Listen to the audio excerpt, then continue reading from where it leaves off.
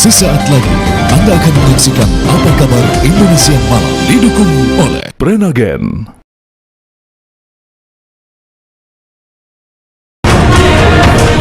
Pasangan bakal calon presiden dan bakal calon wakil presiden Prabowo Subianto Gibran Raka Buming Raka resmi mendaftarkan diri ke Komisi Pemilihan Umum.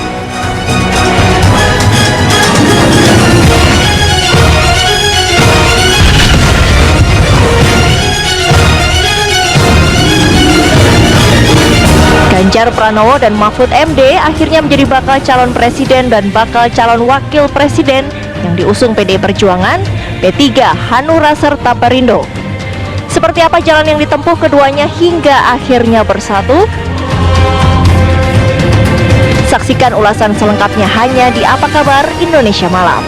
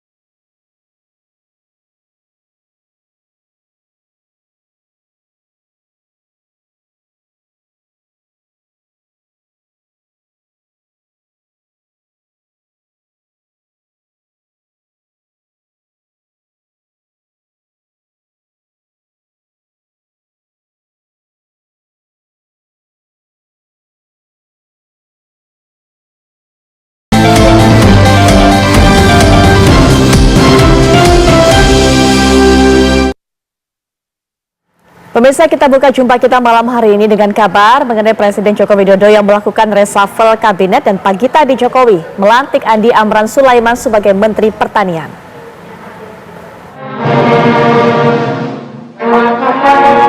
Andi Amran Sulaiman dilantik menjadi Menteri Pertanian menggantikan Syahrul Yassin Limpo yang mengundurkan diri beberapa waktu lalu dari Kabinet Indonesia Maju.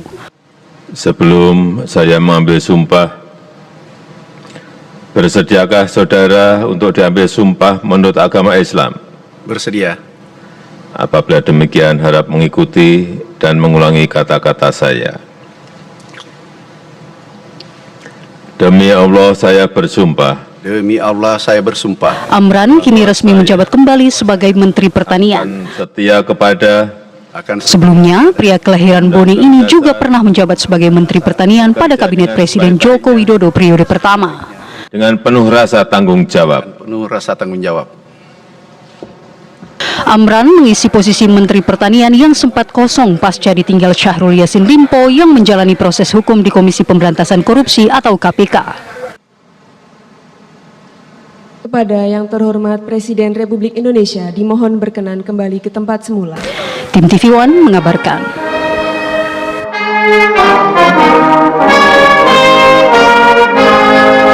Ya, Presiden Joko Widodo juga melantik Letnan Jenderal Agus Subianto sebagai Kepala Staf Angkatan Darat. Agus Subianto ini menggantikan posisi Jenderal Dudung Abdurrahman yang telah pensiun.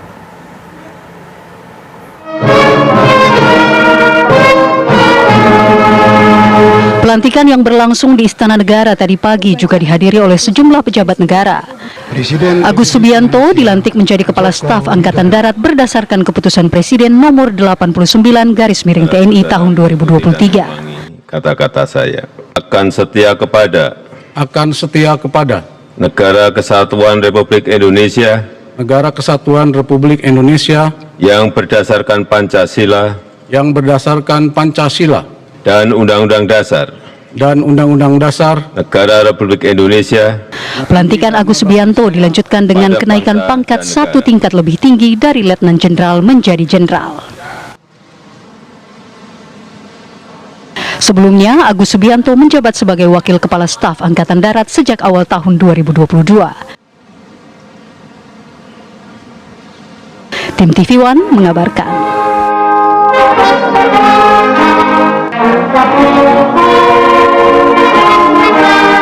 Sebelum mendaftarkan diri ke Komisi Pemilihan Umum, pasangan bakal calon presiden dan calon wakil presiden Prabowo Subianto dan Gibran Rakabuming Raka mendeklarasikan diri di hadapan relawan dan pendukungnya di Indonesia Arena Gelora Bung Karno, Senayan, Jakarta.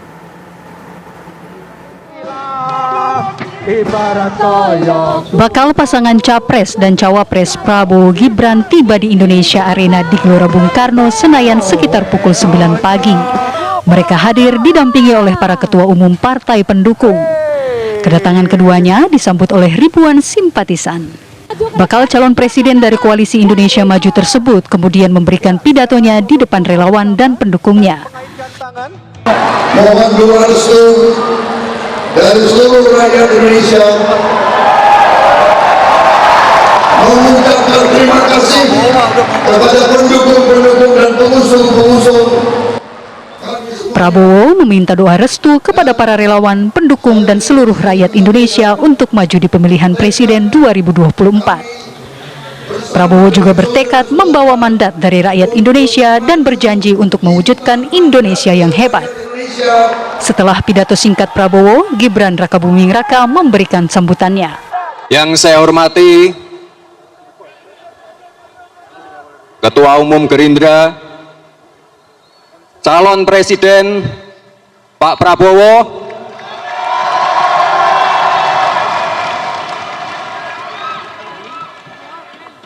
tenang saja Pak Prabowo, tenang saja Pak, saya sudah ada di sini.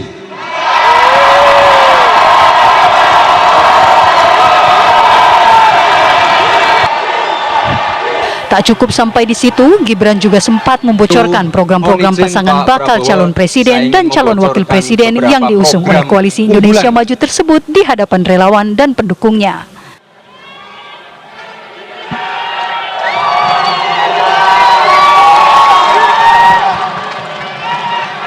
Dana abadi pesantren,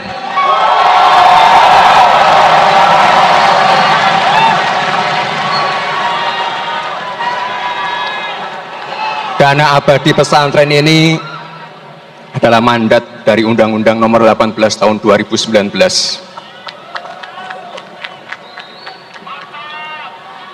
Sekarang sudah ada yang namanya KUR, sudah ada yang namanya kredit mekar, sudah ada wakaf mikro, ada kredit ultra mikro, nanti akan kami tambahkan lagi kredit startup milenial. Tim TV One mengabarkan. Pasangan calon Prabowo Subianto dan Gibran Rakabuming Raka resmi mendaftarkan diri ke Komisi Pemilihan Umum sebagai peserta pemilihan presiden 2024.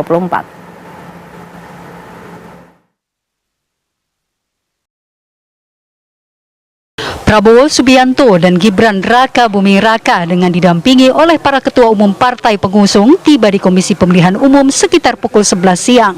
Keduanya tiba dengan menggunakan kendaraan maung pindad. Dari atas maung pindad, Prabowo dan Gibran terlebih dahulu menyapa para relawan yang sudah berada di depan KPU. Sesampainya di gedung KPU RI, keduanya masuk ke ruang transit VIP untuk melakukan pengisian buku pendaftaran dan disambut oleh Sekretaris Jenderal KPU. Prabowo dan Gibran Rakabuming Raka kemudian memasuki ruang pendaftaran dan menyerahkan dokumen pendaftaran sebagai syarat Capres dan Cawapres pada Ketua KPU Hasyim Asyari dan anggota KPU lainnya. Ketua Komisi Pemilihan Umum, hadirin dimohon untuk berdiri. Sesi pendaftaran ditutup dengan foto bersama. Prabowo Gibran menjadi bakal pasangan Capres dan Cawapres ketiga yang mendaftarkan diri ke KPU. Mereka mendaftarkan diri di hari terakhir tahap pendaftaran calon peserta Pilpres 2024.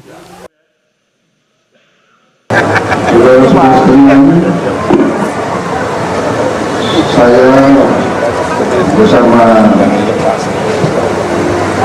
Mas Gibran Raka Buming Raka baru saja diantar oleh 9 partai politik yang tergabung dalam koalisi Indonesia Maju, diantar oleh ketua umumnya, dan secara resmi kita telah mendaftar sebagai calon presiden dan calon wakil presiden.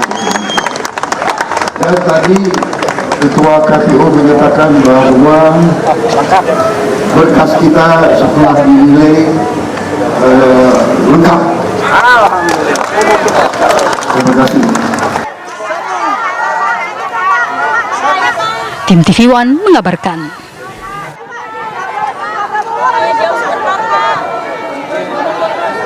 Ketua DPP PDI Perjuangan Puan Maharani mengucapkan selamat atas pendaftaran Prabowo Gibran ke KPU sebagai Capres-Cawapres. Puan mengungkapkan tidak ada pengunduran diri dari Gibran Raka Buming Raka. Hari ini Mbak. Ya, selamat kepada calon presiden Mas Prabowo dan calon wakil presiden Mas Gibran yang sudah mendaftarkan hari ini ke KPU. Ya, kemarin Mas Gibran jadi bagaimana Mbak? Katanya tadi menunggu hasil Mas Gibran akhirnya resmi didaftarkan ke KPU kan Mbak? Ya udah jadi calon cawapres dari bersama dengan Mas Prabowo itu. Udah resmi mundur dari PDIP. Mancing aja sih. Gimana Ibu terkait statusnya Mas Gibran? Ya udah sebagai cawapres Mas Prabowo kan. Ya udah. Berarti resmi mundur dari PDIP. Sudah mengundurkan diri ya yang bersangkutan? Ya ada pengunduran diri dan kami juga melihat bahwa hanya kata selamat yang bisa saya sampaikan kepada Mas Gibran. Udah itu aja. Nah, kalau perbincangan dengan Pak Gibran gimana Pak? Bu, benar sudah mendatangi Mbak Puan? Benar, udah ketemu ngobrol-ngobrol, banyak hal yang kita bicarakan dan ya udah nggak masalah. Mas Gibran pamit ingin menjadi cawapres dari Mas Prabowo. Gak ada pamit Mbak, pamit dalam tanda kutipnya mengembalikan KTA? Nggak ada memberikan KTA, nggak ada lain-lain, hanya pamit untuk menjadi cawapres Mas Prabowo. Sebagai calon sekarang udah otomatis keluar dari PDIP ya Mbak? Kan nggak, waktu itu memang masih diusulkan untuk menjadi jurkam dari PDI Perjuangan. Tapi ya setelah menjadi cawapresnya Mas Prabowo kan nggak mungkin jadi jurkam. PDI Perjuangan membantah spekulasi kerenggangan Gibran tetap menjadi kader PDIP.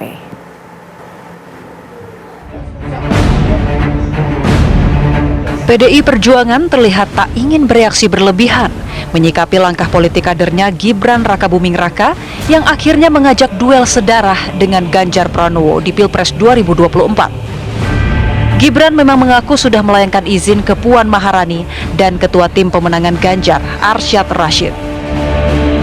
Kemarin Jumat malam saya sudah komunikasi dengan Mbak Puan dan Pak Arsyad. Itu jawaban saya. Komunikasinya apa enggak Pak? Komunikasinya yang pamit atau gimana Mas? Udah ya. Pamit atau gimana itu kemarin?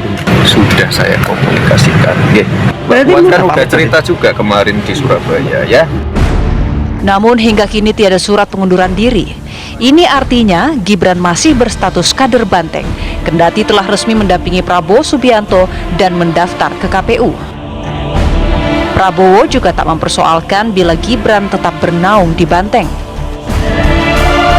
Bagi kami tidak ada masalah karena memang kami rasa kan bagus. Jadi kami menganggap semua partai adalah rekan seperjuangan, sama-sama anak bangsa Indonesia. Jadi nggak ada masalah, ya. Tidak ada masalah. Jadi kita senang aja kalau beliau tetap sebagai kader PDIP. Saya sudah berusaha berkali-kali, saya sudah minta waktu, tapi belum dapat waktu. Oke. Ya, saya sudah cukup lama. Dari sebelah sini? Nggak ada masalah. Di sini nggak ada? Tapi saya hubungan dengan Mbak Puan juga baik, dengan banyak tokoh-tokoh PDIP saya baik. Ya, oke, terima kasih. Oke. Berarti udah resmi mundur dari PDIP? Mancing aja sih. Gimana Ibu terkait statusnya Mas Gibran? Ya udah sebagai cawapres Mas Prabowo kan. Ya Artinya udah. resmi mundur dari PDIP. Sudah mengundurkan diri ya yang bersangkutan? Ya ada pengunduran diri dan kami juga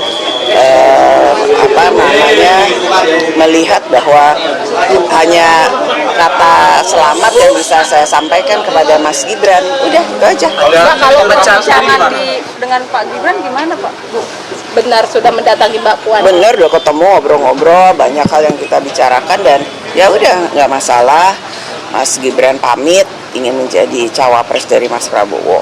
Gak ada pamit, Mbak. Pamit dalam tanda kutipnya mengembalikan KTA? Nggak ada memberikan KTA, nggak ada lain-lain, hanya pamit untuk menjadi cawapres Mas Prabowo.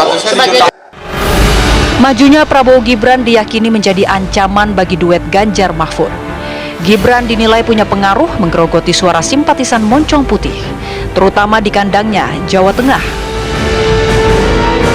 Ada dua wilayah provinsi besar yang akan menjadi arena pertarungan sengit, terutama antara pasangan Prabowo Gibran dan Ganjar Mahfud, yaitu Jawa Tengah dan Jawa Timur. Sebelum ke Jawa Timur, Jawa Tengah itu ada kekuatan politik terkuat yang paling hegemonik secara politik, dan dua ini di 2019 bersatu. Itulah yang menyebabkan Jokowi menang tebal di Jawa Tengah. Tetapi di 2024 dua kekuatan politik ini berhadapan-hadapan atau terpolarisasi kekuatannya. Satu, kekuatan mesin partai PD Perjuangan, ini yang dikenal dengan kandang banteng. Yang kedua adalah kekuatan figur Jokowi, bisa kita istilahkan sebagai rumah Jokowi. Jadi di Jawa Tengah ada pertarungan antara kandang banteng dan rumah Jokowi. Prabowo Gibran kini juga resmi menjadi pemilik Jokowi Efek. Duet Koalisi Indonesia Maju ini pun disokong partai yang dibesut bungsu Jokowi, Kaisang Pangarep. Barisan relawan Jokowi ada di belakang Prabowo Gibran. Suara di Jawa Tengah itu dari pemilu pertama tahun 55, kemudian setiap pemilu bahkan selama Orde Baru pun, ketika dengan segala macam tekanan, Jawa Tengah itu merupakan salah satu lumbung suara banteng di situ, dan sampai dengan pemilu yang terakhir kemarin. Jadi kalau bilang hanya faktor Pak Jokowi itu terlalu mengecilkan orang Jawa di Jawa Tengah itu, Mbak. Kemudian juga kalau kita lihat ini, Mbak, dengan bagaimana cara orang Jawa melihat politik gitu, dan bagaimana etika dan peradaban politik. Itu banyak literatur ilmu politik yang membahas soal itu, soal budaya politik. Ini bukan hanya soal potret politik elektoral, tapi soal budaya politik.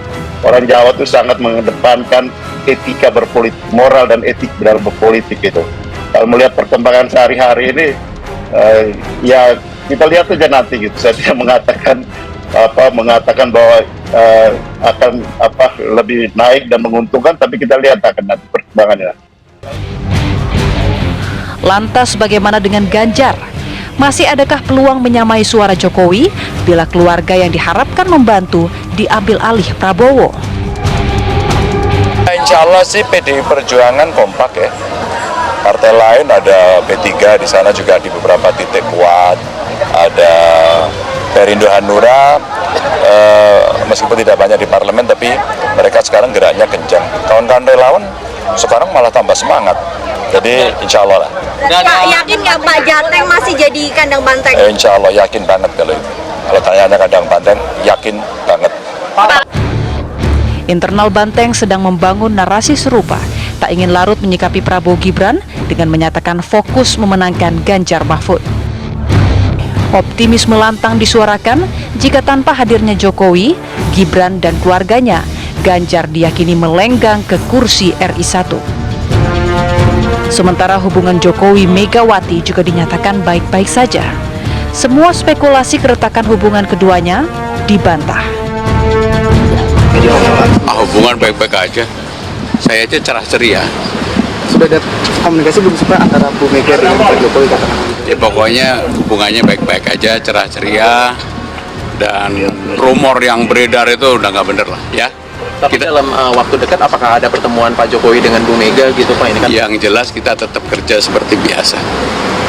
Untuk status Mas Gibran dan Pak Jokowi sendiri? Itu urusan partai, saya sekretaris kabinet, urusannya di sini. Pak Jokowi apakah akan ada instruksi untuk kumpulin menteri-menteri yang akan menjadi peserta Pilpres gitu Pak? Ini kan ada beberapa menteri nih yang hari Kan udah dipanggil satu persatu oleh beliau. Nah, termasuk Pak Menhan udah, Pak Menko Polhukam juga udah. Ya. Sikap diam Megawati dan Barisan Merah memang memantik tanya apa yang tengah dimainkan Banteng. Mungkinkah ini strategi bila PDIP tetap menjaga peluang menginjakkan kaki di istana meski jika nanti Ganjar Mahfud kalah bersaing? Tim TV One mengabarkan. Kami sudah tayangkan tadi apa yang disampaikan oleh Gibran Rakabuming Raka pada saat deklarasi. Program kerjanya, rencananya adalah melanjutkan dan juga menyempurnakan apa yang sudah dilakukan oleh Presiden Joko Widodo. Dan itu menjadi tema perbincangan kita malam hari ini. Ya, jadi jangan lewatkan pemirsa, tetaplah bersama kami di Apa Kabar Indonesia Malam.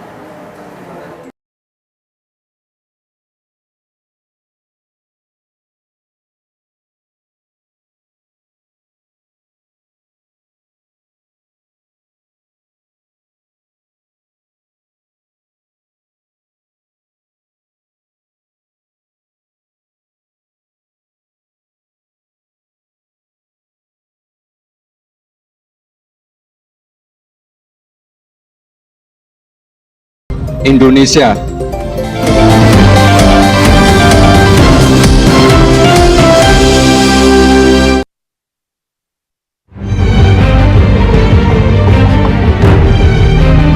Hari ini, pasangan Baca Pres dan Bacawa Pres Prabowo Subianto dan Gibran Rakabuming Raka melakukan deklarasi di Indonesia Arena Senayan, Jakarta. Momen ini merupakan kali pertama Prabowo dan Gibran tampil bersama usai mengumumkan bahwa keduanya akan berduet di kontestasi Pilpres 2024. Dalam deklarasi ini, Prabowo hanya berpidato singkat dan kemudian memberikan kesempatan kepada Gibran. Mohon doa restu dari seluruh rakyat Indonesia, mengucapkan terima kasih kepada pendukung-pendukung dan pengusung-pengusung. Dalam pidatonya, Gibran membeberkan sejumlah program yang akan diusungnya bersama Prabowo Subianto. Untuk itu, mohon izin Pak Prabowo, saya ingin membocorkan beberapa program unggulan.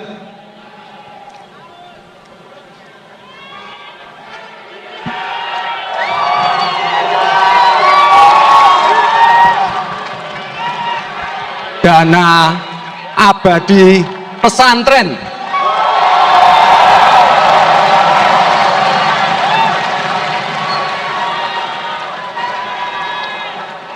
Dana abadi pesantren ini adalah mandat dari Undang-Undang Nomor 18 Tahun 2019.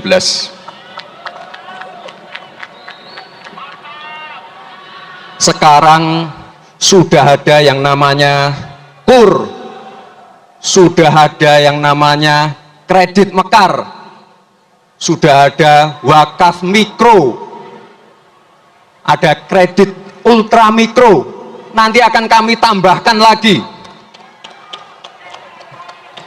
kredit startup milenial.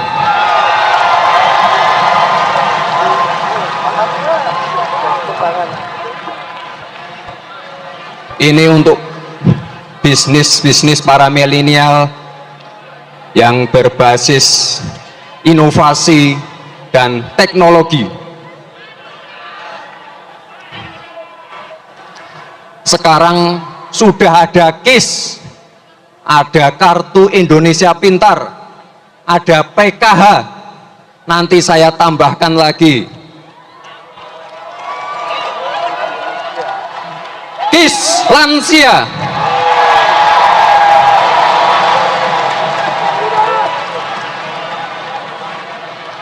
Ada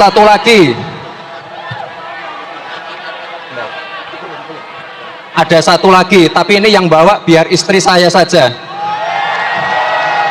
Soalnya ini berhubungan dengan ibu dan anak. Ya.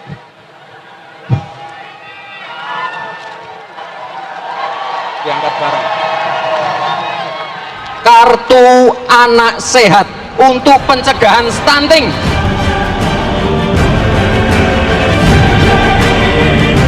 Program yang diusung Gibran bersama Prabowo memang akan meneruskan serta menyempurnakan yang telah dilakukan Presiden Joko Widodo selama 9 tahun terakhir. Lantas, bagaimana publik melihat program yang diusung Prabowo bersama Gibran? Seperti apa konsekuensi jika pasangan ini meneruskan dan melanjutkan program yang selama ini diusung Jokowi? Tim TV One mengabarkan.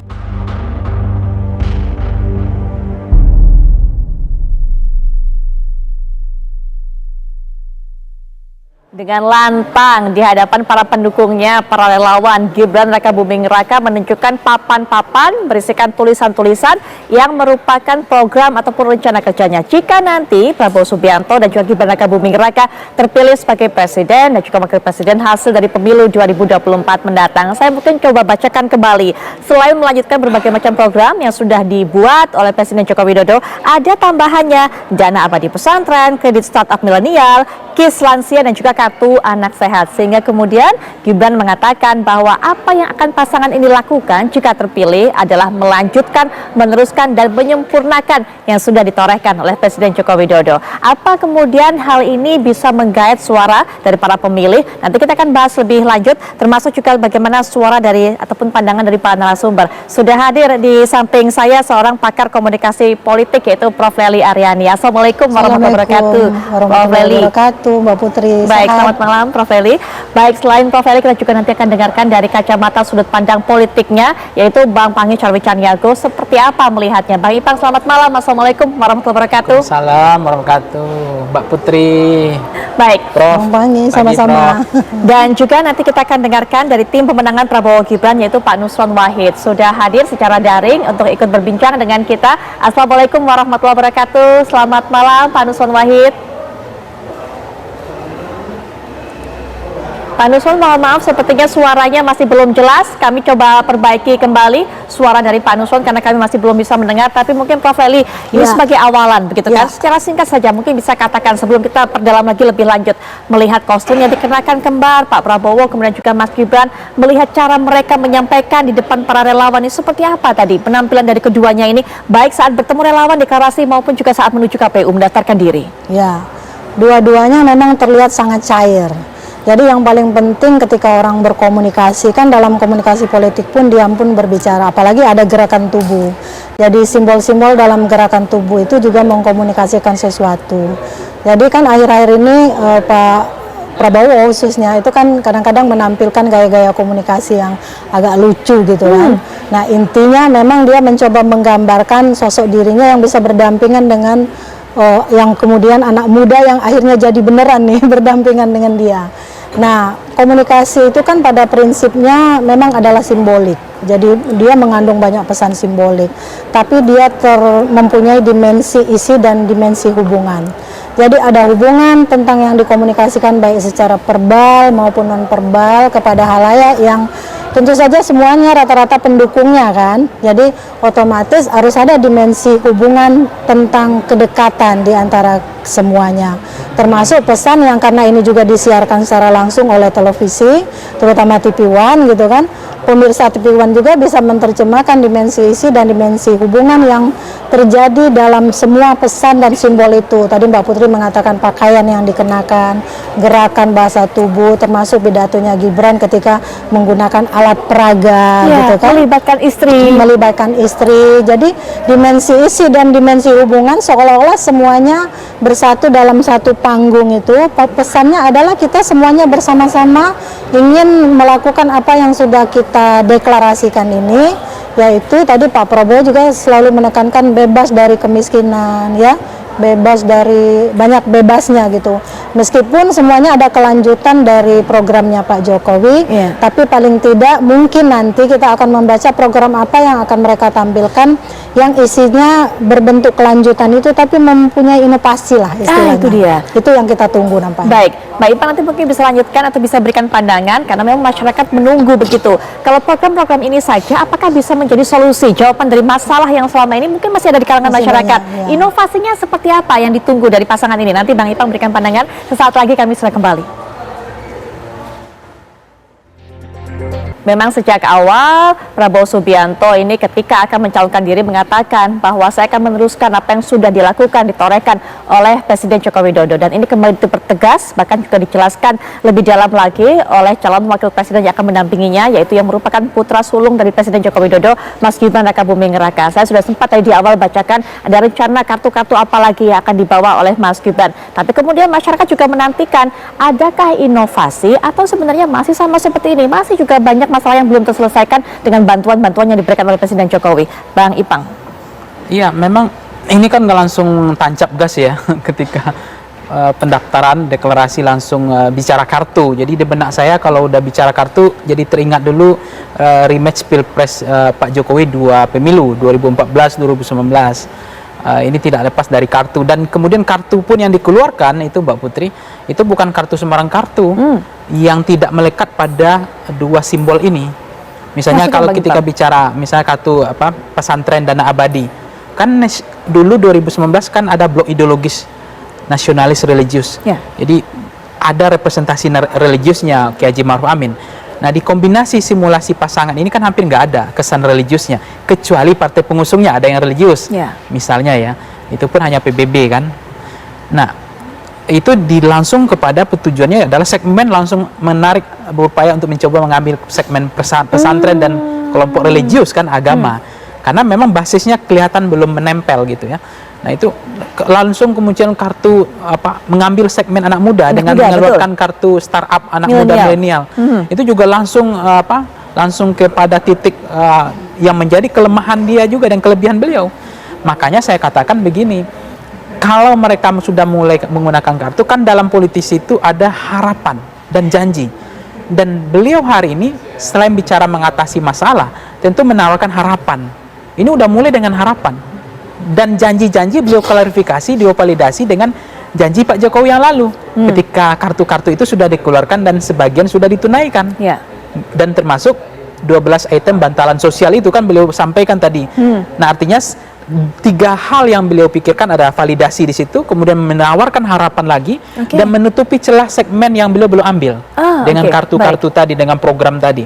Nah, ini memang selain memang ini begitu-betul dipersiapkan.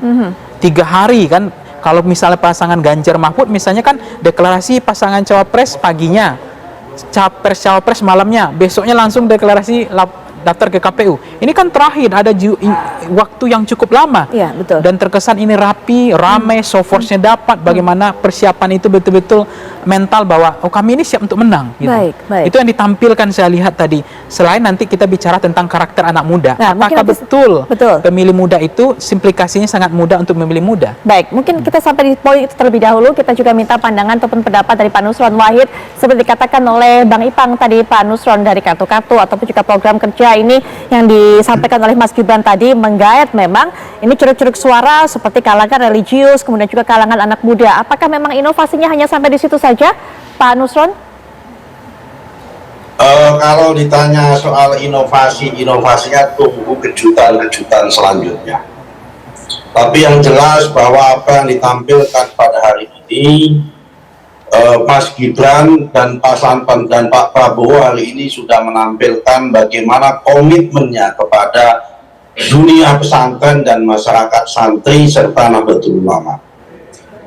Kita tahu karena Mas Gibran adalah anaknya Pak Jokowi, tapi beliau sangat dekat dengan kalangan santri dan kalangan Nahdlatul Ulama, ya kan, dan kalangan pesantren. Apalagi Pak Prabowo juga sangat dekat dengan ulama-ulama dari dulu sejak menjadi tentara. Itu akan diwujudkan dengan impian dunia pesantren saat ini, yaitu adalah impian kemandirian pengelolaan pesantren dengan adanya intervensi pemerintah nanti seandainya Pak Prabowo menjadi presiden dan Mas Gibran menjadi wakil presiden nanti, yaitu dengan memberikan dana abadi buat pesantren. Ini akan sangat bagus sehingga pesantren kegiatannya itu akan menjadi mandiri, akan menjadi terurus, tidak lagi tergantung kepada orang lain, tetapi mempunyai dana abadi, dan itu adalah betul-betul intervensi ataupun kehadiran negara, bentuk negara hadir dalam memberikan apresiasi kepada komitmen dunia pesantren yang sudah terbukti melakukan dan punya kontribusi terhadap pembinaan akhlakul karimah dan budi pekerti di kalangan masyarakat bangsa dan Indonesia. Saya kira itu Mbak, ini hari ini banyak sekali kejutan. Kalau bicara masalah kelanjutan, banyak kartu-kartu, dan memang yang namanya program itu selalu dinamis. Melengkapi apa yang belum ada, kita lengkapi. Kalau dulu belum ada KIP kuliah, pada zaman Pak Jokowi ada KIP kuliah, dan nanti juga akan ditingkatkan dan jumlahnya akan ditambah. Kalau dulu belum ada kartu Indonesia Sehat untuk lansia, pada masa yang akan datang pada pemerintahan Pak Prabowo nanti ada KIS lansia, termasuk juga kartu anak sehat, dan itu sejalan dengan revolusi putih yang selalu digagas oleh Pak Prabowo dalam rangka untuk mencegah stunting dan sebagainya. Sebenarnya saling berkait tadi. Kalau Pak Prabowo mengatakan, bahkan bersumpah tidak boleh ada orang Indonesia yang kelaparan, anak-anak Indonesia yang tidak mampu sekolah dan sebagainya, dijawab dengan revolusi putih tadi, yaitu dengan kartu anak sehat yang tadi disampaikan dengan baik oleh Mas Gibran. Ini sekaligus kami yakin bahwa orang selama ini ragu dengan Mas Gibran, tapi penampilannya hari ini ternyata luar biasa. Siapa lagi yang masih bisa yang mau mengatakan bahwa wakil presiden kami Mas Gibran itu adalah under capacity? Ternyata adalah sudah mampu membuktikan, meskipun muda tapi bisa membuktikan bahwa kita bisa berkarya. Baik, Prof. Nelly, dari apa yang terakhir disampaikan oleh Pak Nusron Wahid, dari tadi menyampaikan Mas Gibran sudah cukupkah itu pembuktian Mas Gibran untuk menjawab pertanyaan, keraguan, apapun itu dari masyarakat selama ini melihat sosok muda Mas Gibran? Iya, beruntungnya Prabowo dan Mas Prabowo dan Mas Gibran, Mas semuanya nih, karena mau dianggap muda juga harusnya ya. Berdua itu sudah lebih dulu melihat bagaimana dua pasangan sebelumnya diantarkan ke KPU, ketemu dengan para pendukungnya. Jadi sudah ada model-model komunikasi politik yang bisa dilirik, dilihat, dan dipelajari, diobservasi dari yang sudah terjadi sebelumnya. Artinya kan komunikasi politik juga mengandung berbagai tingkat kesengajaan. Jadi adanya alat peraga, bagaimana Mas Gibran ngomong di awal kalimat, tenang Pak Prabowo, saya sudah ada di sini, misalnya kan, itu semuanya berlangsung dalam berbagai tingkat kesengajaan. Ya mau tidak mau ya harus begitu kan, Mas Gibran wali kota, tentu jangankan wali kota, kepala desa aja bisa ngomong istilahnya kan. Artinya ini juga sudah dibuktikan keraguan orang tentang apakah bisa nanti waktu debat, sampai ke sana loh pertanyaan sebelumnya kan. Betul. Tapi kalau melihat apa yang sudah ditampilkan tadi, nampaknya akan bisa berlangsung karena nampaknya sebagai wali kota kan pasti mempunyai banyak program. Tapi juga catatan kita soal kita kan, saya punya nih kartu Indonesia Sehat tuh Mbak Putri. Kartu Indonesia Sehat tuh juga nenek ibu saya punya yang sudah tua, Manula, udah 80 tahun. Terus anak-anak saya, cucu saya juga punya. Artinya dengan kartu Indonesia Sehat, baik Manula maupun manusia usia lanjut maupun anak-anak semuanya bisa terangkum dalam kartu inovasi Indonesia Sehat itu. Nah, apakah dengan dua kartu yang ditambahkan tadi sekedar apa ya, sekedar menambahkan unsur-unsurnya, apakah ada tambahan dana nantinya, itu nanti yang belum dijelaskan, mungkin nanti kampanye ya, ketika debat itu baru akan disampaikan. Itu yang pertama. Jadi komunikasi itu berlangsung dalam berbagai tingkat kesengajaan. Dan komunikasi politik itu juga harus melibatkan peserta komunikasi, karena pesannya harus disampaikan kepada mereka. Tadi nampaknya sudah dilibatkan semuanya. Tapi yang seru tadi teriakan Gibran, Gibran, Gibran dibandingkan Prabowo, Prabowo lebih banyak yang Gibran gitu Mbak Putri ya. Tapi mungkin menandakan apa ini Prof? Jadi sepertinya justru sorotannya pada Gibran hari ini ya. Tapi nanti ke depan kan yang dipilih itu biasanya berdasarkan pemilu-pemilu sebelumnya. Itu Mas Nusron tahu banget nih, karena beliau juga saya lihat sepanjang 2014, 2019 berdebat dari lawan politiknya kan, menonjolkan Pak Jokowi. Artinya ya nggak Mas Nusron. Jadi bagaimana pembelaan beliau kepada Pak Jokowi itu yang ditonjolkan begitu. Jadi waktu itu Pak Ma'ruf Amin dengan tanpa elektabilitas lah katakanlah, tapi mewakili tokoh yang religius bisa ditampilkan dengan segala pendukung yang hari itu memang mengumandangkan ini yang kita pilih Pak Jokowi loh gitu. Nah itu, tadi sampai di situ Prof. Nelly, saya minta pandangan dari Pak Nusron terlebih dahulu. Ada dua hal, tapi mungkin kita yang pertama. Pak Nusron, bagaimana dengan yang disampaikan Prof. Nelly? Ini jangan-jangan sorotan kepada Pak Prabowo malah ketutup nih sama Mas Gibran nih. Saking populernya hari ini. Bintangnya Mas Gibran, jangan-jangan. Kelihatannya. Iya, Pak Nusron gimana? kami tidak tidak mencoba untuk mendikotomikan, jangan mengadu-ngadu antara Pak Prabowo sama Mas Gibran. Duanya adalah duet maut atau duet tunggal yang nggak bisa dipisah-pisahkan. Hanya memang selama ini kenapa itu terjadi, kami surprise juga karena bisa jadi karena kalau berkomunikasi dengan Pak Prabowo karena sudah 3 kali ini mencalonkan diri menjadi presiden dan 1 kali menjadi calon wakil presiden, itu sudah hafal dengan gaya-gaya komunikasinya Pak Prabowo. Dan saya lihat memang Pak Prabowo juga mengalami banyak perubahan, lebih rileks dan lebih santun, lebih guyon begitu. Nah, ini adalah penampilan pertama Mas Gibran, anak muda yang penuh dengan harapan yang sebelumnya diragukan dan sebelumnya belum pernah ada calon wakil presiden di usia di bawah 40 tahun, ya kan, seorang wali kota. Kemudian banyak diperbincangkan ketika diumumkan itu, banyak muncul meme dan sebagainya, tapi ternyata gaya komunikasi, kemudian penampilan, substansi, konten maupun semuanya itu ternyata adalah memenuhi harapan publik. Setidaknya kami sebagai tim sangat-sangat appreciate dan merasa surprise, dan juga kadang-kadang kalau kami pribadi sudah tahu siapa Mas Gibran karena sering berbincang, orangnya sangat asing, anak muda yang banyak karyanya, kalau kerja serius dan sebagainya. Saya kira ini adalah menjadi modal dasar untuk menapaki ke depan. Kami yakin dengan melihat penampilan Mas Gibran tadi itu menjadikan ada harapan baru bagi anak muda Indonesia untuk memimpin Indonesia.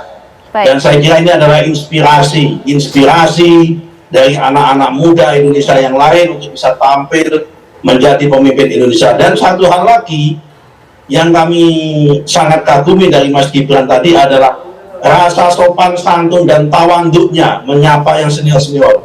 Apalagi ketika menyapa seorang tokoh ulama besar, yaitu guru kami Habib Lutfi dengan panggilan Abah, matur nuwun, kawanipun dengan bahasa Jawa begitu. Itu sangat komunikasi yang sangat dalam dan merupakan rasa tawanduk santunnya. Ibarat komunikasi seorang santri kepada seorang kiai, seorang murid kepada seorang guru.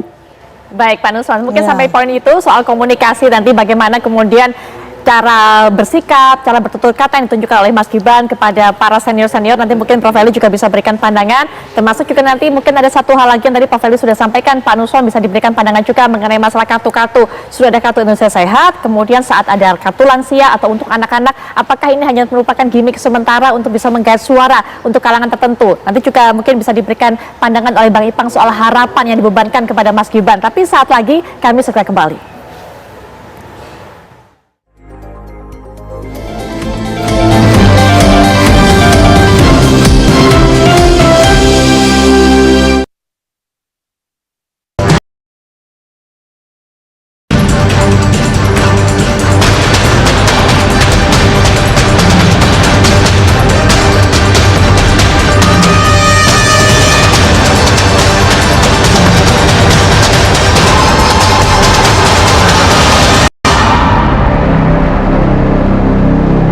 Perbincangan pemirsa, Pak Nusron tadi sudah mengatakan, Bang Ipang, ada harapan besar dari masyarakat melihat sosok Mas Gibran dengan pengalamannya, usianya juga yang cukup muda. Apa kemudian gebrakan yang bisa dilakukan dengan adanya tadi disebutkan ada berbagai macam kartu begitu kan, ada inovasi yang ditawarkan gitu kepada masyarakat, kepada para pemilih. Sudah cukupkah untuk bisa meyakinkan masyarakat atas kemampuannya, kapabilitasnya? Nah, itu yang kemudian harus dipastikan diuji sih Mbak Putri.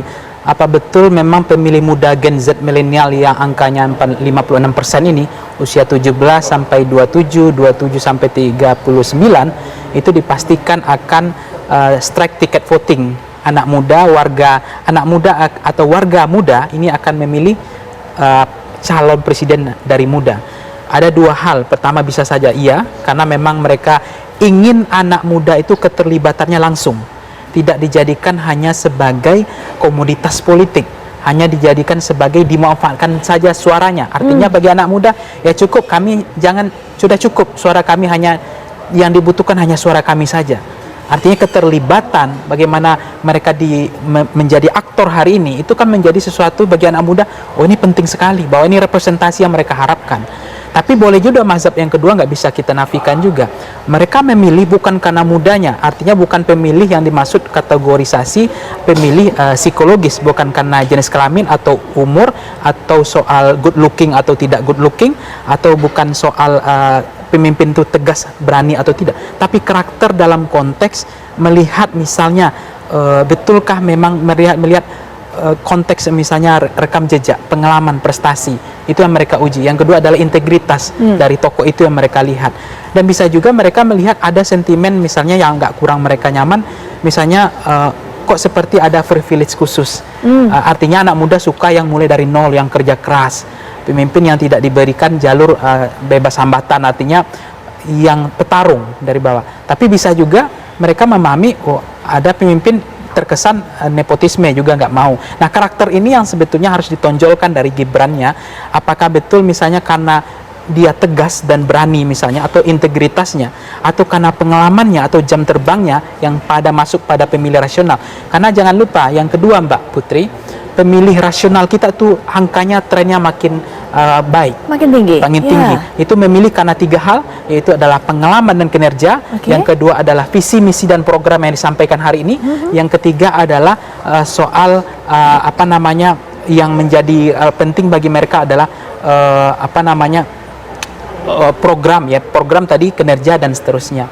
Nah, ini tidak bisa dinafikan menurut saya pemilih rasional, karena anak muda itu frekuensinya banyak. Dia tidak hanya satu kanal saja, dia tidak low information, jadi dia banyak informasi yang didapat sehingga dia menjadi pemilih yang sangat kritis. Dia ingin tahu banyak hal. Nah, inilah waktu yang paling tepat untuk menyampaikan semua apa yang menjadi prestasi, kinerja, termasuk soal program dan visi tadi, disampaikan kepada publik sehingga publik memahami ini yang harus dipilih. Jadi simplikasi bahwa anak muda akan memilih muda ini challenge bagi Gibran. Tetapi ini adalah momentum yang paling tepat. Satu lagi, hari ini saya ingin mencermati ini show ini seperti memang dimiliki oleh Gibran.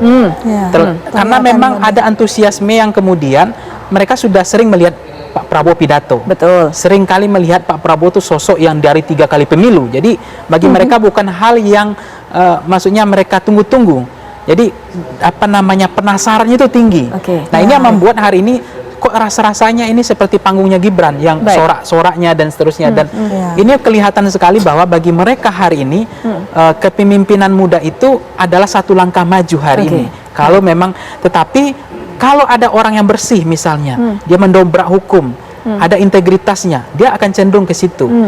Tapi kalau ada juga orang melihat seperti Mahfud misalnya, contoh kemarin itu juga menarik. Oh, saya tidak memberikan privilege pada anak saya. Anak saya tidak pernah jelaskan ke anak saya siapa bapakmu. Mau pejabat, mau MK. Itu adalah konteks bagaimana dia ingin memberikan pesan bahwa konteksnya itu sederhana, yaitu tidak nepotisme. Nah, itu karakter anak muda itu juga bisa tertarik. Bisa juga tidak tertarik gitu dalam konteks narasi itu. Baik, nah mungkin juga di sisa waktu mengenai perbincangan ini, mungkin kita juga bisa berikan pernyataan penutup juga dari Pak Nusron terlebih dahulu, mungkin karena kalau tadi dikatakan oleh Bang Ipang ada challenge yang harus dijawab oleh Mas Gibran, terutama kalau memang tujuan memasang Mas Gibran, menggandeng Mas Gibran untuk menggait pemilih muda, ternyata pemilih muda ini begitu kritis, begitu Pak Nusron, tidak hanya pilih sosok yang akan mewakilinya juga muda, tapi apa visi misinya? Silakan Pak Nusron. Ya, yang pertama begini dulu. Di dalam pasangan Prabowo Gibran ini setidaknya ada 5 simbolik. Simbolik pertama adalah Prabowo Gibran adalah simbol rekonsiliasi. Prabowo Gibran simbol persatuan. Prabowo Gibran simbol kegotong royongan. Prabowo Gibran simbol kebinekaan. Prabowo Gibran simbol keberlanjutan. Nah, bisa saya simpulkan, 5 simbol itu adalah jawaban kepemimpinan Indonesia mendatang sebagai syarat mutlak Indonesia menuju menjadi negara maju. Nah, itu semua butuh keberlanjutan. Kalau kemudian dikatakan Mas Gibran itu adalah pemilih milenial juga kritis dan yang kritis, Mas Gibran itu meskipun anaknya presiden, memulai usahanya dulu sama-sama kita tahu dari jual pisang. Kemudian sama-sama kita tahu menjadi wali kota juga bukan ditunjuk oleh bapaknya, tapi menjadi wali kota itu menjadi dia hanya dia melalui proses pemilihan, artinya rakyat yang memilih. Kemudian selama dia menjadi wali kota atau sebagai anak presiden selama 9 tahun menjadi presiden, anak presiden, apakah terdengar isu-isu korupsi, kolusi, nepotisme dari seorang yang namanya Gibran dan adik-adiknya di keluarga Pak Jokowi? Tidak ada itu. Nah, kalau kemudian dikatakan bahwa Mas Gibran itu jalan pintas dari mana? Kita sebagai partai pendukung memang sedang mencari sosok muda untuk melengkapi Pak Prabowo, karena kita sadar Pak Prabowo itu usianya sudah 70 tahun sehingga perlu kita pasangan dengan generasi muda. Sehingga kami mengatakan bahwa pasangan Prabowo Gibran adalah pasangan Prabowo Plus dan juga Jokowi Plus ada di sini. Karena itu program-program kartunya dan sebagainya adalah program Jokowi yang akan dilanjutkan oleh Prabowo. Baik, kami dapatkan pesannya Pak Nusron. Ya, singkat saja mungkin penutup dari Prof. Feli. Jadi ini bukan soal dikotomi soal Pak Prabowo sama Gibran. Jadi memang kan yang ditampilkan Gibran ini yang ditunggu adalah Gibran karena dia dianggap primadona hari ini. Nah, lagian juga Gibran juga dalam pidatonya masih mengatakan saya, jadi belum duit tunggal yang diistilahkan oleh Mas Nusron. Tapi mungkin karena ini penampilan pertama ya Mbak Putri ya, mungkin ke depan kita berharap sosok Gibran akan tampil dengan gaya komunikasinya sendiri yang mungkin tidak terlalu meniru Pak Jokowi, tapi punya konsep sendiri dan itu memberikan gambaran bahwa dia sosok anak muda yang memang sudah punya pengalaman meskipun baru 3 tahun dalam pemerintahan, bagaimana mengarahkan orang-orang atau pelaku komunikasi politik lainnya itu audiennya. Audiennya itu nanti masyarakat semuanya adalah audien. Sedikit aja Mbak Putri. Ya. Soal tadi yang pidato itu menarik. Waktunya kan lebih banyak Gibran dibanding Pak Prabowo ya. Artinya Pak Prabowo kan memahami betul bahwa melibatkan anak mudanya untuk banyak bicara, membuktikan kapasitas dan kompetensinya. Karena Prabowo udah sering tadi.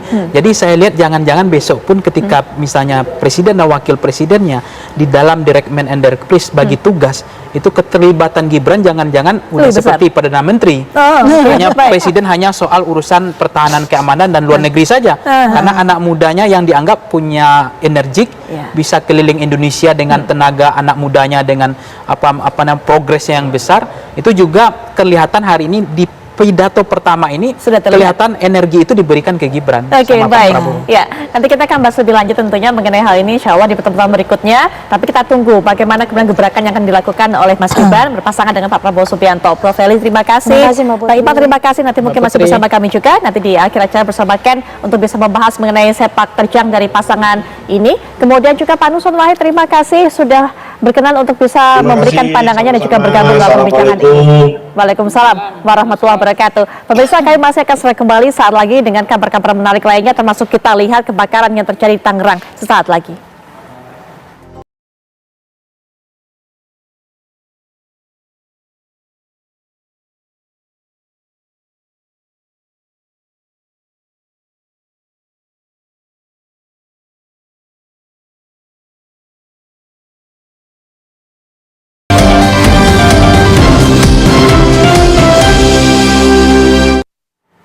Pemirsa, 2 terduga copet nekat beraksi di tengah keramaian massa pendukung pasangan Capres dan Cawapres Prabowo Gibran yang hendak menuju Jalan Imam Bonjol, Menteng, Jakarta Pusat.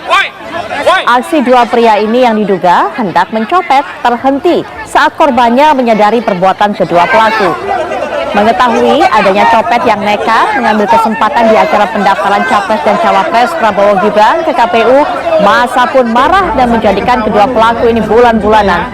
Guna menghindari amuk massa yang berlebihan, kedua pria tersebut kemudian langsung diamankan petugas ke Polsek Metro Menteng.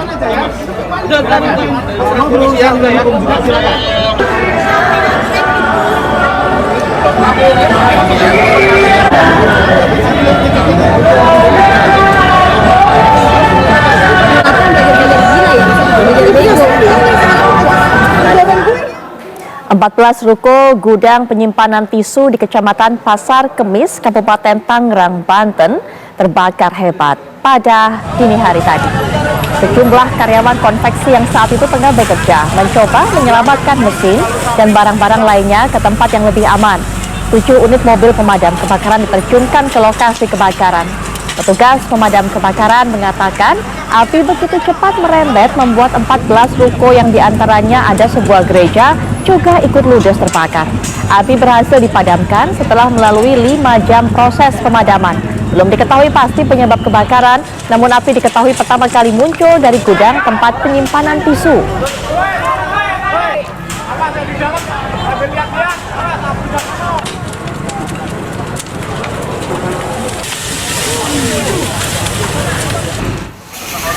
Sebuah gudang mebel di kawasan kompleks pergudangan Tampak, Osowilangun, Surabaya, Selasa malam terbakar hebat. Material kayu yang mudah terbakar membuat api sulit dipadamkan. Bahkan hingga Rabu pagi dini hari api kembali membesar dan menyebar. Sedikitnya 15 unit mobil pemadam kebakaran dikerahkan untuk memadamkan api. Tidak ada korban jiwa maupun luka dalam peristiwa ini. Dan belum diketahui apa penyebab kebakaran, hingga kini petugas masih melakukan penyelidikan.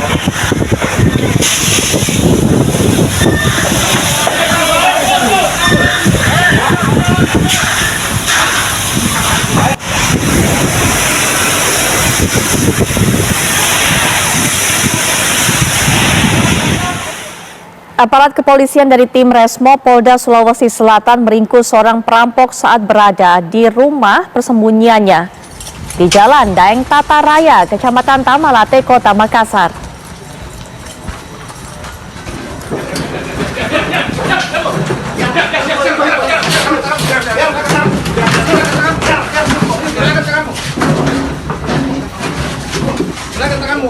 Saat diringkus, pelaku bernama Khairun Janeru mencoba melakukan perlawanan.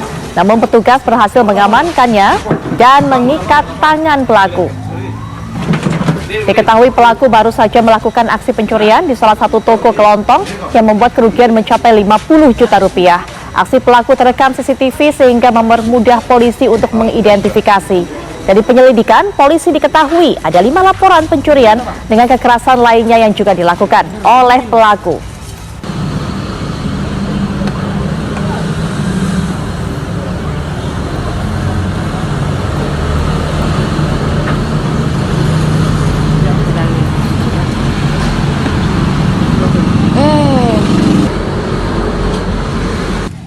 Pemasangan plang terkait proses revitalisasi di Pasar Kota Bumi, Kecamatan Pasar Kemis, Kabupaten Tangerang, Banten berujung ricuh. Puluhan pedagang Pasar Kota Bumi yang menolak revitalisasi menghadang petugas Satpol PP dan memblokade akses jalan hingga akhirnya terpaksa dibubarkan polisi dengan water cannon. Sejumlah orang yang diduga provokator diamankan oleh petugas Polresta Tangerang. Meski diwarnai kericuhan, namun pemasangan plang terkait proses revitalisasi Pasar Kota Bumi akhirnya berhasil dilakukan dengan pengawalan ketat polisi. Sementara itu, kuasa hukum pedagang Pasar Kota Bumi, Lisa Siregar, menyayangkan tindakan polisi yang menggunakan water cannon untuk menghadapi pedagang. Pasalnya tidak ada perlawanan maupun tindakan anarkis dari para pedagang sehingga mobil water cannon tidak seharusnya digunakan. Itu mahasiswa! Itu mahasiswa itu, buat pedagang. Amankan sana.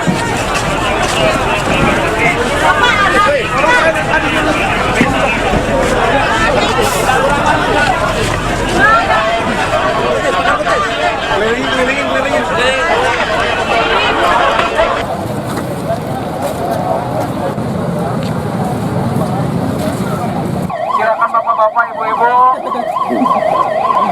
jangan terprovokasi, kita harus kondusif karena ini jalan masyarakat. Kami akan jeda sesaat lagi, tapi saat kami kembali kami punya rangkaian kabar menarik lainnya, termasuk juga kami akan bawakan perjalanan salah satu pasangan capres, cawapres, bagaimana kemudian mulai masa deklarasi hingga pendaftaran di KPU. Lalu siapa pasangan yang nanti akan kami soroti? Ken Ane akan menjelaskannya untuk Anda, pemirsa. Betul, nanti selengkapnya di Apa Kabar Indonesia Malam sesaat lagi, pemirsa, kami akan hadirkan informasi mengenai bagaimana perjalanan pencapresan kali ini dari pasangan calon Ganjar Pranowo dan juga Mahfud MD, serta kita akan membaca bagaimana bagaimana juga peta politik atau skema serta strategi pemenangan dalam Pilpres 2024 nanti. Sesaat lagi.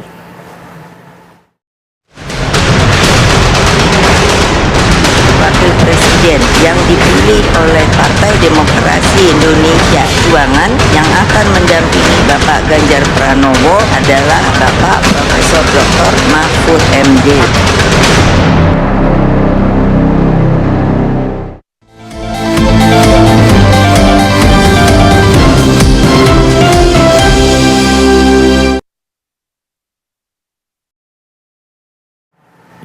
Anda masih menyaksikan Apa Kabar Indonesia Malam. Pemirsa, bakal calon Presiden Anies Baswedan mengunjungi Pondok Pesantren Al-Badar yang berlokasi di Kecamatan Jayanti, Kabupaten Tangerang pada Rabu siang. Mengenakan sarung dan baju koko putih, Anies Baswedan memberikan sambutan di depan ribuan santri yang dengan rela menunggu kedatangannya sejak pagi hari. Di saat yang bersamaan juga, Anies bersama sejumlah tokoh agama melakukan doa bersama untuk Palestina yang saat ini tengah diguncang konflik dengan Israel. Dalam sambutannya, secara tersirat, Anies meminta kepada para santri dan masyarakat yang hadir untuk mendukungnya dalam Pilpres mendatang. Sepanjang hari sampai malam, besok begitu terus. Kita dorong perubahan, kita pastikan petani sejahtera segala. Setuju? Pendidikan juga begitu. Pendidikan mahal. Ya, pemirsa, di Bandar Lampung hari ini calon Presiden Ganjar Pranowo memiliki berbagai agenda dari menjumpai tukang ojek dan sopir angkot di Terminal Raja Basa hingga memberikan kuliah umum di Universitas Bandar Lampung. Di Terminal Raja Basa, Bandar Lampung, Ganjar menerima keluhan para sopir dan tukang ojek terkait menurunnya jumlah penumpang. Dalam kesempatan itu, Ganjar memberikan pemahaman tentang manfaat aplikasi transportasi dan meminta para sopir angkot dan ojek konvensional untuk mengikuti perkembangan teknologi. Usai dari Terminal Raja Basa, Ganjar memberikan kuliah umum di Pasca Sarjana Universitas Bandar Lampung. Dalam pertemuan tersebut, Ganjar mengingatkan pentingnya bonus demografi saat menyongsong kepemimpinan emas pada tahun 2040.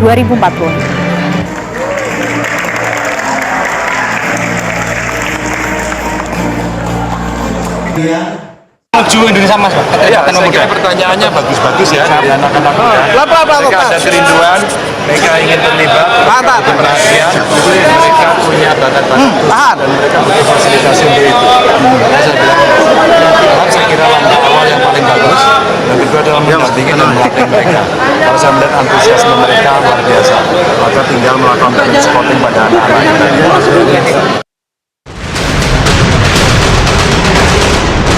Wakil Presiden yang dipilih oleh Partai Demokrasi Indonesia Perjuangan yang akan mendampingi Bapak Ganjar Pranowo adalah Bapak Profesor Dr. Mahfud MD.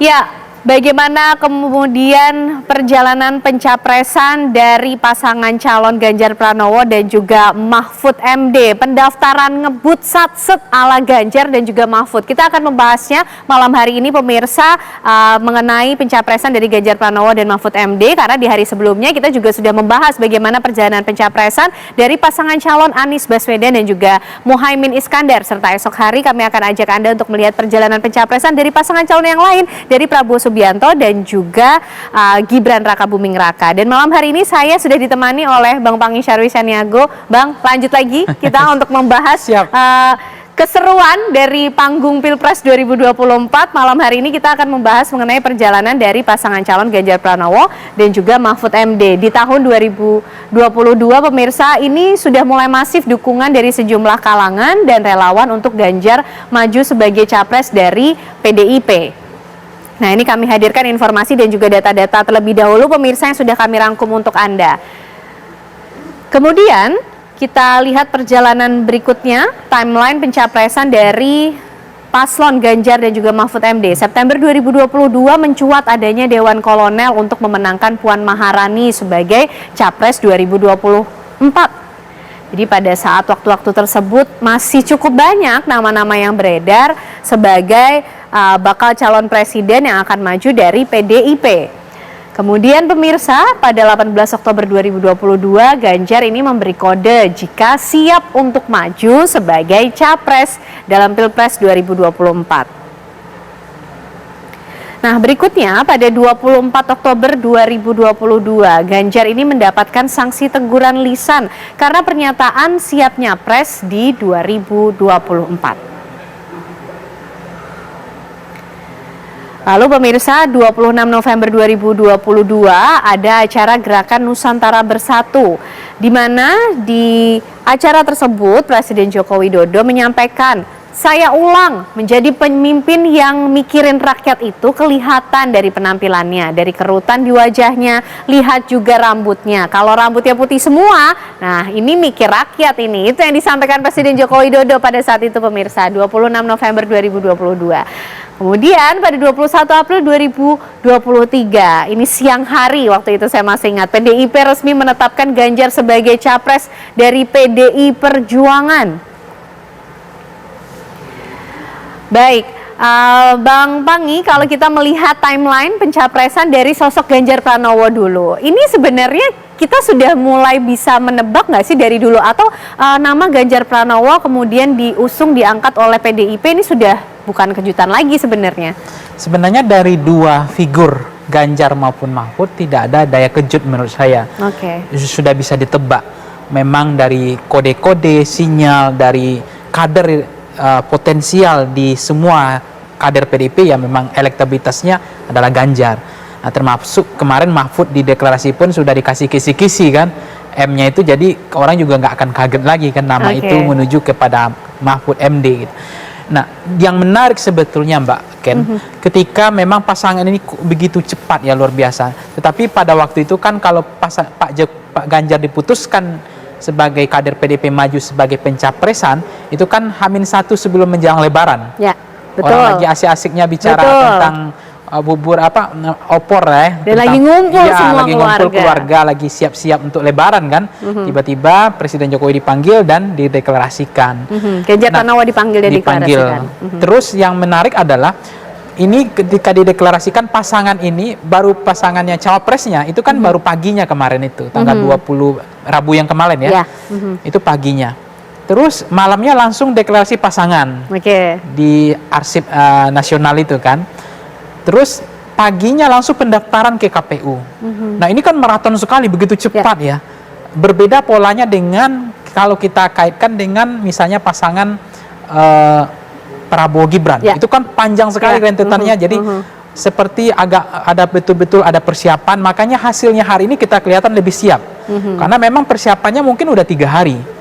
Jadi betul disiapkan panggungnya, masanya, agendanya sangat rapi dan sangat tertata dan seperti lebih siap. Jadi kalau saya katakan dari 3 pasang ini yang agak lebih siap untuk persoalan deklarasi dan daftar ke KPU, itu lebih rapi, lebih tertata, dan waktunya lebih lama adalah pasangan yang ini. Baik Bang Pangi, kalau bicara soal kesiapan, bagaimana juga PDIP dan juga partai pengusung lainnya mempersiapkan pasangan Ganjar Pranowo dan Mahfud MD? Kami hadirkan lagi informasinya berikut ini pemirsa untuk Anda.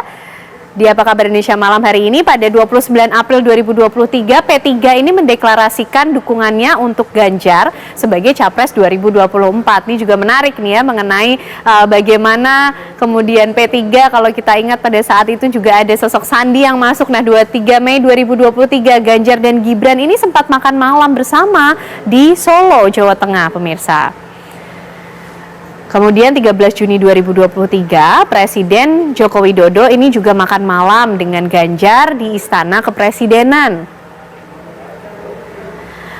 Pada 4 September 2023, Tim Pemenangan Nasional Ganjar Pranowo (TPNGP) resmi dibentuk dengan ketua tim yaitu Arsyad Rashid. Dan 17 Oktober 2023, belum terlalu lama, ini Mahfud MD bertemu dengan Megawati di kediaman Megawati, maksud kami di Jalan Tengku Umar, Jakarta. Dan hari berikutnya, 18 Oktober 2023, ada deklarasi Ganjar dan Mahfud MD sebagai Baca Pres dan juga Bacawa Pres dalam Pilpres 2024. Kemudian pada 19 Oktober 2023, pasangan Ganjar dan Mahfud MD resmi didaftarkan ke KPU.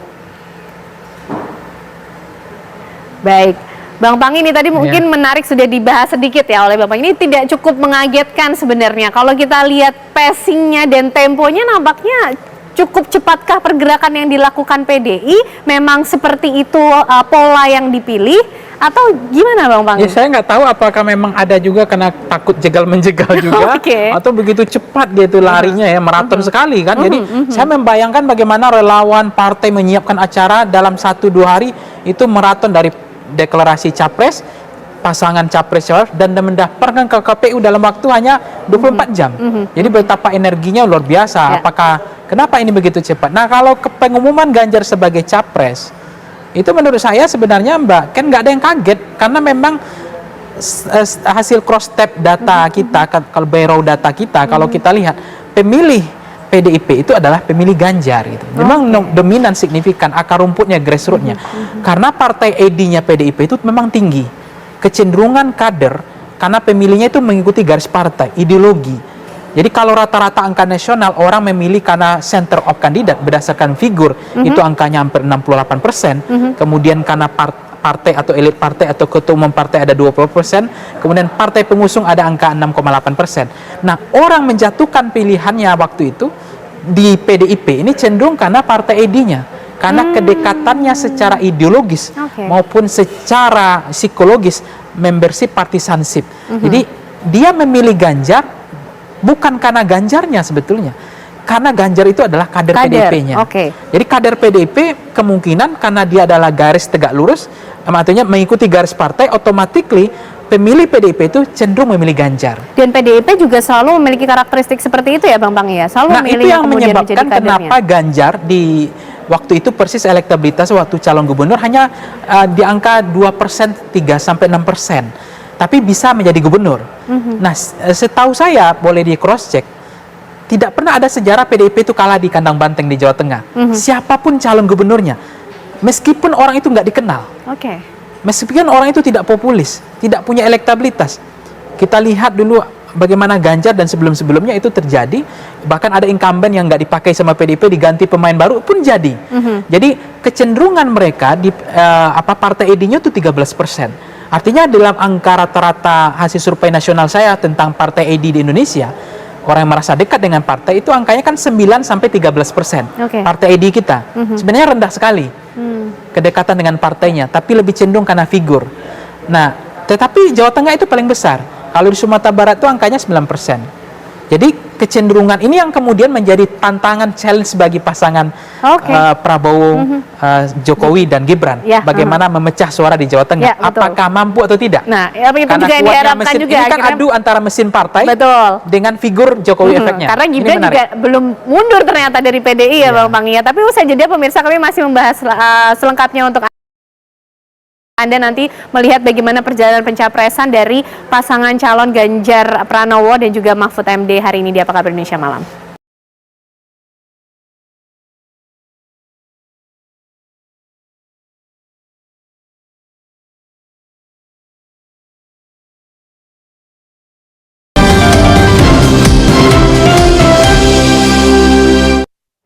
Baik, Anda masih bersama kami di Apa Kabar Indonesia Malam. Kita akan melihat bersama pemirsa, melihat kembali hasil survei yang sempat dilakukan oleh beberapa lembaga survei yang kemudian melihat elektabilitas dari profil Ganjar Pranowo dan juga Mahfud MD. Kita lihat dari profil Ganjar Pranowo terlebih dahulu pemirsa. Ini dilakukan oleh lembaga survei indikator mulai dari bulan Agustus 2022 hingga September 2023. Di situ terlihat tampaknya grafiknya cukup fluktuatif ya Bang Pang ya.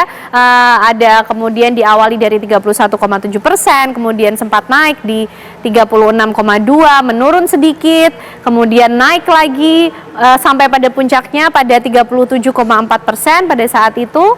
Dan kemudian dari LSI ini juga sempat menerbitkan hasil surveinya pada saat itu di Januari 2023 hingga September 2023. Ini sempat cukup mengalami naik turun juga, di awal 37,8, kemudian turun ke 31,9%, naik lagi di angka 37%, dan lembaga survei Poltreking Indonesia juga melakukan hal yang sama, mengecek elektabilitas Ganjar Pranowo mulai dari Agustus 2022 hingga September 23, dari awalnya 29,4% hingga ke angka 37%. Kemudian ada lembaga survei Saiful Mujani yang memulai surveinya pada Agustus 2023 hingga pada Agustus 2023, pemirsa, dimulai dari angka 32%, mengalami kenaikan penurunan, kemudian juga terakhir mengalami kenaikan. Nah, kita akan lihat juga dari pendamping Ganjar Pranowo seperti apa, yaitu sosok Mahfud MD yang dulu juga sempat masuk di awal-awal dulu sebagai sebagai salah satu kandidat dalam bursa yang akan mendampingi Ganjar Pranowo maju dalam Pilpres 2024, dilakukan oleh Indikator Indonesia mulai dari Februari 2023 hingga September 2023, pemirsa.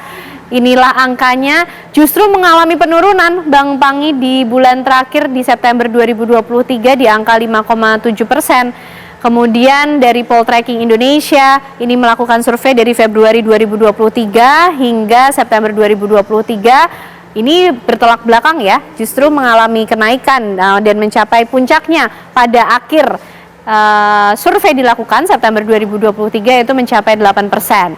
Kemudian ada pula, pemirsa, informasi lagi yang kami hadirkan untuk Anda di Apa Kabar Indonesia Malam, tentunya masih soal bagaimana perjalanan pencapresan dari pasangan Ganjar Pranowo dan juga Mahfud MD. Bang Pangi, kalau kita tadi membaca hasil-hasil survei yang sempat dilakukan oleh beberapa lembaga survei jauh ya, sebelum momentum beberapa hari ke belakang lah, setidaknya yang terjadi hari ini. Ini kalau Ganjar nampaknya memang sudah bukan kejutan ya, kalau kita lihat dari angka-angkanya ya, Bang Pangi. Tapi kalau dari Mahfud MD seperti apa? Ya, sebenarnya kalau Mahfud pun menurut saya cermati juga nama yang masuk radar. Yang kejutan itu justru Gibran. Kejutan setelah putusan MK. Ada yang membuat terkaget-kaget kan. Nah, artinya kalau elektabilitasnya Mahfud itu dari trennya kita lihat itu terjaga juga. Karena memang beliau selalu menjaga isu. Kita masih ingat ya ketika isu Sambo, isu kemudian yang kemudian beliau mendobrak membeldoser hukum itu, ketika ada yang deadlock gitu ya, kemudian dia dobrak. Kemudian ada kasus pajak, ada kasus banyak hal yang beliau ungkap, bahkan ada yang orang tersangka harus membela diri, dia bela gitu. Jadi isunya Mahfud itu dalam isu trending itu dia selalu mendapatkan ceruk di situ. Nah, setiap ada momentum, ada isu, itu tren elektabilitasnya ada kenaikan, ada pertumbuhan. Nah, itu dijaga terus. Jadi sebetulnya nama Prof Mahfud itu adalah nama yang selalu masuk, menurut saya itu di survei Voxpol pun itu masuk 5 besar. Memang kalau saya Voxpol kan hanya Juli dan Agustus saja tahun kemarin di tahun 2023. Itu memang Prof Mahfud itu adalah elektabilitasnya itu selalu spektrumnya nggak jauh dari 5 besar. Walaupun ada Sandi, kemudian ada Ridwan Kamil, ada Khofifah, ada Erick Thohir. Nah, selalu ada Mahfud gitu. Nah, maka kalau kita bicara Gibran ya tidak masuk dalam radar survei. Kalau kita hasil top of mind kita, hasil survei kita hanya bahkan 0, sekian gitu ya. Kalau di pasangan ya memang cukup ada di angka 33 sampai 34%. Kalau dengan Pak Prabowo dengan 3 simulasi maupun dengan 4 simulasi dengan capres dan cawapres yang lain. Nah, kalau kembali kepada Mahfud maupun Ganjar, itu tidak ada kejutan dalam konteks karena memang sudah terbaca oleh tren lembaga survei. Dan nama-nama ini sudah masuk radar. Nah, sebenarnya kalau orang untuk memilih calon presiden, wakil presiden hari ini, juga survei tidak lagi menjadi patokan utama, variabel penting. Terbukti kalau kita lihat misalnya Caimin, mohon maaf, kemudian Gibran, atau kemudian Mahfud MD, itu tidak ada yang masuk 3 besar hasil dalam elektabilitas, baik top of mind maupun elektabilitas tertutup masuk 3 besar, nggak pernah. Biasanya kalau saya potret sama itu, saya adalah ya pasti ada Sandi karena dia menteri, kemudian ada Erick Thohir menteri juga, kemudian ada nama nama Khofifah dan yang lain gitu. Baik, menarik. Ada kemudian nama yang tidak masuk radar tapi justru kemudian mencuat, ada yang sudah masuk radar dan tidak mengejutkan. Tapi kita lihat dulu juga profil lebih detail lagi mengenai sosok dari bakal calon presiden Ganjar Pranowo, lahir di Karanganyar 28 Oktober 1968, menempuh pendidikan di SD Kutoarjo Jawa Tengah, SMP 1 Kutoarjo, SMA Bob Kri Yogyakarta, dan juga Fakultas Hukum UGM. Dan berikut adalah perjalanan karir dari seorang Ganjar Pranowo. Sempat menjadi anggota DPR RI di periode 2009 hingga 2013 dan juga terakhir Gubernur Jawa Tengah pada tahun 2013 hingga 2023. Artinya 2 periode ya pemirsa menjadi Gubernur Jawa Tengah. Dan memiliki harta kekayaan berdasarkan LHKPN 2022 dengan total 11 miliar 775 juta dan tanah dan bangunan sekitar 2 miliar lebih serta alat transportasi senilai 1,6 miliar lebih pemirsa. Ini kemudian harta bergerak yang dimiliki oleh Ganjar Pranowo sekitar 705 juta, kas 6 miliar rupiah dan tidak memiliki catatan hutang. Nah itu yang penting. Itu yang penting ya. Tidak memiliki catatan hutang itu tetap menjadi highlight juga ya, Bang Bangi. Oke, bagaimana dengan sosok pendampingnya? Muhammad Mahfud Mahmudin atau Mahfud MD, lahir di Sampang, Madura 13 Mei 1957, menempuh pendidikan SDN Waru Pamekasan, pendidikan Guru Agama Negeri Pamekasan, pendidikan Hakim Islam Negeri Yogyakarta, Fakultas Hukum UII Yogyakarta, Fakultas Sastra UGM, S2 Ilmu Politik UGM, S3 Ilmu Hukum Tata Negara UGM. Perjalanan karirnya komplit ini Bang Pangi, Menko Polhukam 2019 sampai sekarang, sebelumnya anggota Dewan Pembina BPIP 2017 hingga 2018, sempat juga menjadi Ketua Mahkamah Konstitusi di 2008 hingga 2013, serta Wakil Ketua Balek DPR RI di tahun 2007 hingga 2008. Dan ada pula harta kekayaan berdasarkan LHKPN 2022 dari Mahfud MD dengan total 29 miliar lebih pemirsa, tanah dan bangunan 12 miliar lebih, serta alat transportasi senilai 1,5 miliar lebih. Bagaimana pula dengan harta bergerak dari Mahfud MD 180 juta sekian, kas setara kas 15 miliar dan hutangnya juga 0, Bang Pangi. Baik. Ya, Bang Pangi, profil dari Ganjar Pranowo dan juga Mahfud MD yang kita lihat bersama, ini juga menjadi pertimbangan dari kemudian Ibu Megawati Soekarno Putri, karena yang katanya memiliki hak penuh menentukan itu kan Bu Mega ya pada saat itu. Mencalonkan Ganjar Pranowo dan juga Mahfud MD. Ya, sebetulnya Ibu Mega ini kan daya endorse juga bagus ya, kontemplasi juga panjang. Kita tahu bahwa Pak Jokowi dari bukan siapa-siapa, itu beliau tarik bisa menjadi wali kota, jadi gubernur dan jadi presiden 2 periode. Nah itu juga mungkin menjadi level confidence-nya Bu Mega untuk mengusung siapapun. Kalau diusung oleh PDIP ada harapan, beliau percaya diri bahwa ini ada potensi untuk menang. Nah sebetulnya dari karakter kepemimpinan, Prof Mahfud itu kekuatannya ada pada integritas dan bersih, tidak neko-neko dari punya jabatan di trias politika itu, tapi dengan tetap sederhana, tetap tidak melihatkan bagaimana dia memberikan contoh ketauladanan, tidak nepotisme, termasuk anaknya tidak diberitahu bahwa orang tuanya pejabat, tidak ada yang tahu anaknya Prof Mahfud, itu kan dijaga betul. Nah sebetulnya kalau kita lihat dari rangkaian pengalaman beliau, itu kan kalau pemilih-pemilih rasional itu pasti tertarik, walaupun angkanya pemilih rasional itu bahkan 68% ya, mereka memilih karena adalah kinerja dan pengalaman, kemudian adalah visi misi program, dan terus adalah kompetensi dan kapasitas. Nah, bukan isitas ya, kompetensi dan kapasitas, kinerja dan pengalaman. Ini ada pada Prof Mahfud yang teruji dan seperti memang ini tidak instan, proses yang panjang. Dari bawah itu kelihatan. Itu menjadi salah satu tulang punggung kekuatannya Prof Mahfud. Kalau Mas Ganjar pasti dengan konteks dia pengalaman juga sebagai kepala daerah. Memang kepala daerah adalah salah satu figur yang diidealkan oleh masyarakat. Kita tinggal tunggu nanti bagaimana para paslon ini beradu gagasan strategi tentunya dalam Pilpres 2024. Terima kasih sekali lagi Bang Pangi Syarwi Caniago, pengamat politik, sudah bergabung bersama kita di Apa Kabar Indonesia malam hari ini. Ya Pupi, itu tadi perbincangan saya sebelumnya tadi mengenai profil dan perjalanan dari pasangan calon Ganjar Pranowo dan juga Mahfud MD, dan terakhir kita tadi sempat memperbarui informasi dan kondisi terkini di Gaza. Baik, masih ada satu profil lagi pasangan calon wakil presiden, calon presiden yang bisa kami kabarkan esok hari. Kita akan berikan data selengkapnya, jadi pastikan Anda juga menyaksikan Apa Kabar Indonesia malam esok mulai pukul 18 waktu Indonesia Barat. Jangan sampai Anda lewatkan. Setelah jeda, Anda juga bisa menyaksikan IBF tentunya. Saya Putri Viola dan saya Kenana serta teman-teman yang bertugas di Apa Kabar Indonesia.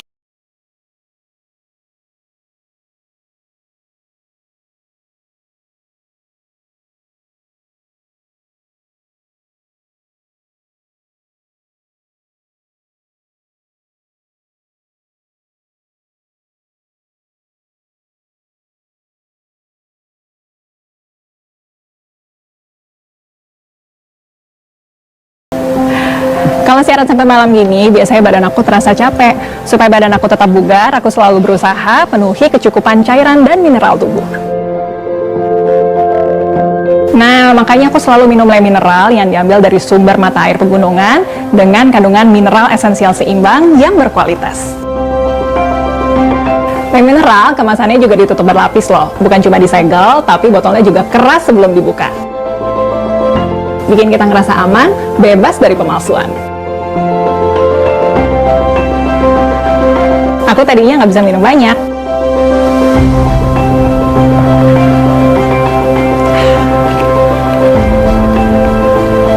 Tapi beda kalau minum Le Mineral, rasanya enak, nggak bikin enak. Jadi kalau harus tugas keluar lapangan, aku juga nggak perlu khawatir kalau harus beli air mineral di mana aja. Kamu juga jangan lupa rutin minum Le Mineral ya.